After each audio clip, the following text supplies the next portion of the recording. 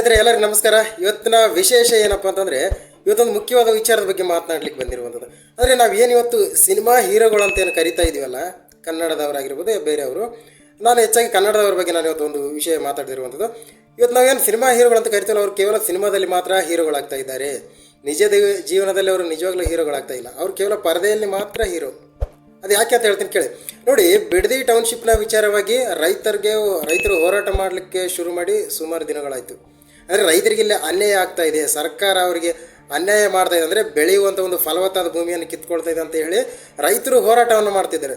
ಕೇವಲ ರೈತರ ಹೋರಾಟ ಅಲ್ಲ, ಇಷ್ಟು ದಿನಗಳ ಕಾಲ ವಿದ್ಯಾರ್ಥಿಗಳ ಹೋರಾಟ ಕೂಡ ನಡೆಯಿತು ರಾಜ್ಯದಲ್ಲಿ.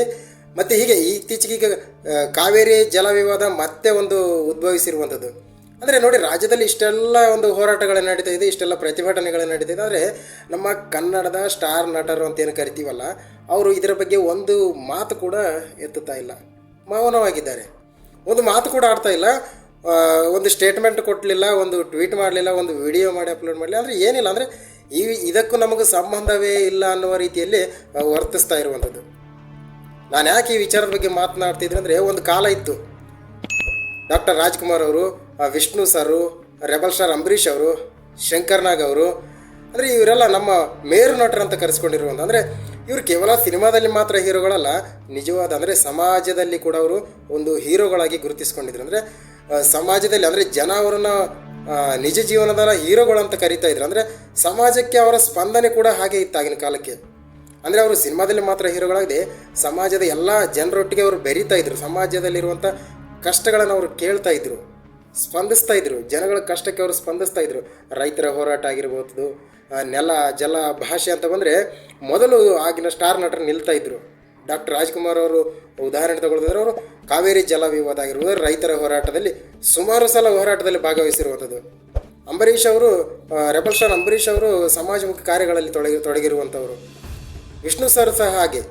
ಇದಲ್ಲದೆ ಶಂಕರ್ ನಾಗ್ ಅವ್ರ ಬಗ್ಗೆ ಹೇಳಬೇಕಂದ್ರೆ, ಅವರು ಬೇರೆ ಬೇರೆ ದೇಶಕ್ಕೆ ಹೋಗಿ ಜಪಾನ್ನಿಂದ ನಮ್ಮ ಬೆಂಗಳೂರಿಗೆ ಮೆಟ್ರೋ ಒಂದು ಪ್ಲ್ಯಾನ್ನ ತಂದಿರುವಂಥವ್ರು.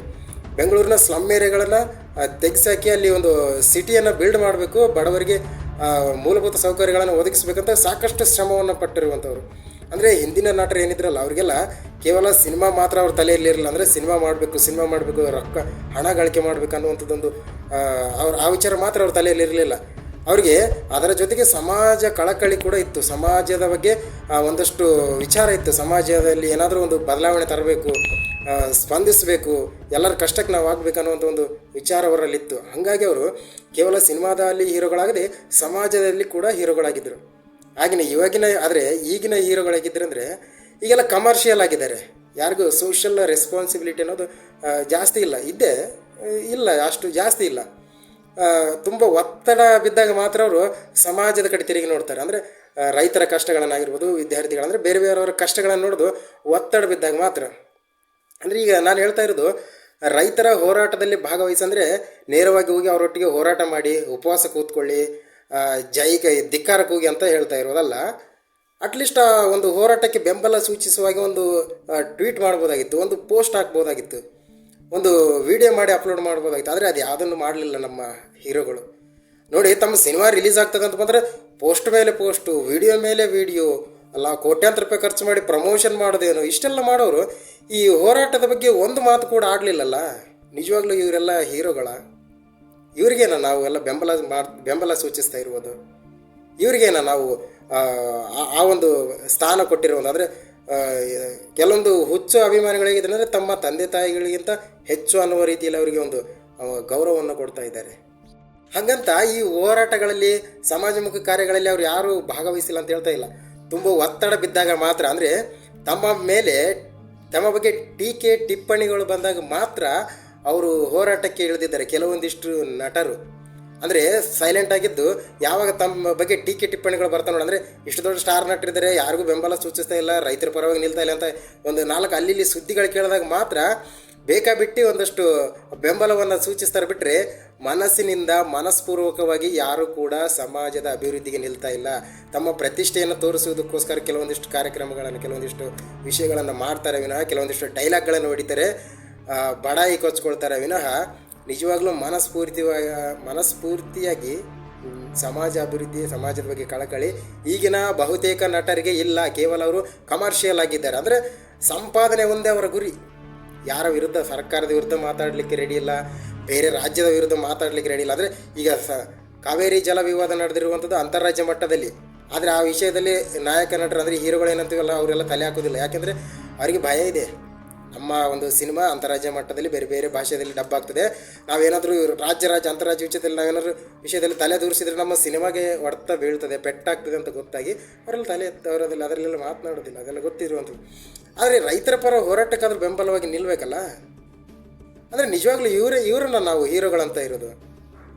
ಅಂದರೆ ತಾವು ಸಂಪಾದನೆ ಮಾಡಿರುವಂಥ ಒಂದಷ್ಟು ಕೋಟಿ ಹಣದಲ್ಲಿ ಒಂದಷ್ಟು ಅಲ್ಲಿ ಇಲ್ಲಿ ವೈಯಕ್ತಿಕವಾಗಿ ಖರ್ಚು ಮಾಡಿ ಏನೋ ಅಲ್ಲಿ ಸಹಾಯ ಮಾಡಿದರೆ ಬಿಟ್ಟರೆ, ಈ ಥರ ದೊಡ್ಡ ಸಮಸ್ಯೆ ಅಂತ ಬಂದಾಗ, ಅಂದರೆ ಸುಮಾರು ಸಾಕಷ್ಟು ಜನರಿಗೆ ಸಮಸ್ಯೆ ಅಂತ ಬಂದಾಗ, ರಾಜ್ಯ ವಿಷಯ ಬಂದಾಗ, ಸರ್ಕಾರ ಮತ್ತು ಜನರ ನಡುವೆ ಸಂಘರ್ಷ ಎದುರಾದಾಗ ಜನರಿಗೆ ಬೆಂಬಲವನ್ನು ಸೂಚಿಸ್ತಾ ಇಲ್ಲ ಈಗಿನ ಹೀರೋಗಳು. ತಮ್ಮ ಪಾಡಿಗೆ ತಾವು ತಮ್ಮ ಸಿನಿಮಾಗಳ ಕೆಲಸಗಳಲ್ಲಿ ಓಡಾಟ, ತಮ್ಮ ಸಿನಿಮಾಗಳ ಬಗ್ಗೆ ಪ್ರಚಾರ ಮಾಡುವ ಓಡಾಟದಲ್ಲಿ ನಿರತರಾಗಿರುವಂಥದ್ದು. ಇನ್ನು ಕೆಲವೊಂದಿಷ್ಟು ಜನ ಆರಾಮಾಗಿ ಮನೆಯಲ್ಲಿ ಚೆನ್ನಾಗಿ ತಿನ್ಕೊಂಡು ಉಣ್ಕೊಂಡೆಲ್ಲ ಆರಾಮಾಗಿರುವಂಥದ್ದು. ಅಲ್ಲದೆ ಇನ್ನೊಂದು ವಿಷಯ ಏನಂದರೆ, ಇತ್ತೀಚಿನ ದಿನಗಳಲ್ಲಿ ಸ್ಟಾರ್ ನಟರು ಕೂಡ ಒಂದೊಂದು ಕಡೆ ವಾಲಿಕೊಂಡು ಬಿಟ್ಟಿದ್ದಾರೆ. ಅಂದರೆ ಒಂದೊಂದು ಬೇರೆ ಬೇರೆ ವಿಷಯ, ಪಕ್ಷ ಆಗಿರ್ಬೋದು, ರಾಜ್ಯ ಆಗಿರ್ಬೋದು, ಹೀಗೆ ಒಂದೊಂದು ಕಡೆ ವಾಲಿ ಬಿಟ್ಟಿದ್ದಾರೆ. ಅಂದರೆ ಅವರ ವಿರುದ್ಧ ಮಾತಾಡಲಿಕ್ಕೆ ಹೆದರ್ತಾ ಇದ್ದಾರೆ. ಅಲ್ಲಿ ಮಾತಾಡಿದ್ರೆ ಎಲ್ಲಿ ನಮ್ಮ ಒಂದು ಸಿನಿಮಾ ಜೀವನಕ್ಕೆ ಎಲ್ಲಿ ಒತ್ತಡ ಬೀಳ್ತದೆ, ಅಂದರೆ ಸಮಸ್ಯೆ ಆಗ್ತದೆ ಅನ್ನುವಂಥ ಕಾರಣದಿಂದ, ಅಂದರೆ ನಮ್ಮ ಸಿನಿಮಾ ಜೀವನಕ್ಕೆ ಸಮಸ್ಯೆ ಆಗ್ತದೆ ಅನ್ನೋಂಥ ಕಾರಣದಿಂದ ಧ್ವನಿಯನ್ನು ಎತ್ತುತ್ತಾ ಇಲ್ಲ ಬಹುತೇಕ ಸ್ಟಾರ್ ನಟರು. ಯಾರ ವಿರುದ್ಧವಾಗಿ ಮಾತಾಡಲಿಕ್ಕೆ ರೆಡಿ ಇಲ್ಲ, ಸರ್ಕಾರದ ವಿರುದ್ಧ ಧ್ವನಿ ಎತ್ತಲಿಕ್ಕೆ ರೆಡಿ ಇಲ್ಲ. ಅಂದರೆ ಹೆದರ್ತಾ ಇದ್ದಾರೆ, ಮಾತಾಡಲಿಕ್ಕೆ ಆಗೋದಿಲ್ಲ. ಅಂದರೆ ಇವ್ರಿಗೆ ಕೇವಲ ಹಣ ಮುಖ್ಯನಾಗಾದರೆ. ಅಂದರೆ ನಾವು ಯಾರು ಸ್ಟಾರ್ ನಟರು ಅಂತ ಹೇಳ್ತಾ ಇದ್ದೀವಲ್ಲ, ಅವರೆಲ್ಲ ಕೇವಲ ಸಿನಿಮಾದಲ್ಲಿ ಮಾತ್ರ ಹೀರೋಗಳ.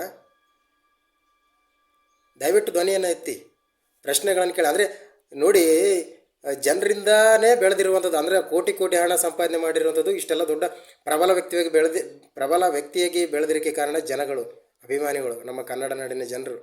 ಇವರಿಂದ ಬೆಳೆದಿದ್ರೆ ಅಂದಮೇಲೆ ಅವರಿಗೆ ಕಷ್ಟ ಅಂತ ಬಂದಿದೆ ಅಂದಾಗ ಅವರಿಗೆ ಬೆಂಬಲ ಸೂಚಿಸಿ ಆದಷ್ಟು ಒತ್ತಡಕ್ಕೆ ಮಣಿದು ಹೋರಾಟಕ್ಕೆ ಬರುವುದಲ್ಲ, ಮನಸ್ಸಿಂದ ಬರಬೇಕು ಹೋರಾಟಕ್ಕೆ, ಮನಸ್ಸಿಂದ ಹೆಲ್ಪ್ ಮಾಡಬೇಕು, ಸಹಾಯ ಮಾಡಬೇಕು. ಆಗ ನಿಜವಾದ ಹೀರೋಗಳಾಗೋದು.